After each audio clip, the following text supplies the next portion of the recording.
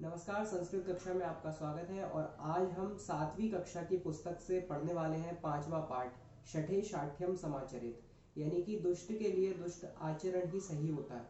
तो पंचमा पाठ की शुरुआत होती है कि किसी वन में जंगल में एक हाथी रहता था और उसका प्रतिदिन का कार्य था वो नदी में स्नान करता था और नदी में स्नान करने के बाद वो उस राजमार्ग से गुजरता था और राजमार्ग से गुजरने पर एक फल वाले की दुकान पड़ती थी। फल वाले की दुकान से जब वो गुजरता था तो फल वाला प्रेम से उसे कुछ ना कुछ केले या फल उसको खाने के लिए दे देता था।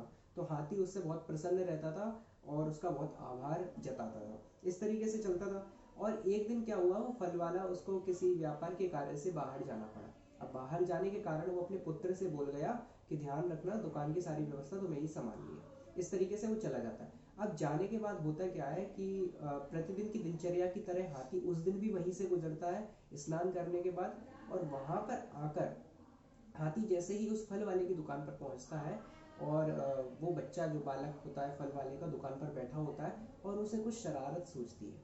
तो फल देने की बजाय वो क्या करता है, जैसे ही हाथी सूंड आगे बढ़ाता है तो एक सुई लेके सुई उसकी सूंड में चुभो देता है।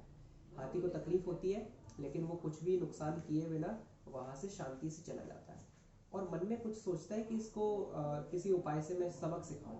और करता क्या है, कीचड़ से भरा हुआ पानी नदी से लेकर आता है और उसकी पूरी दुकान के ऊपर हाथी डाल देता है अपनी सूंड के द्वारा।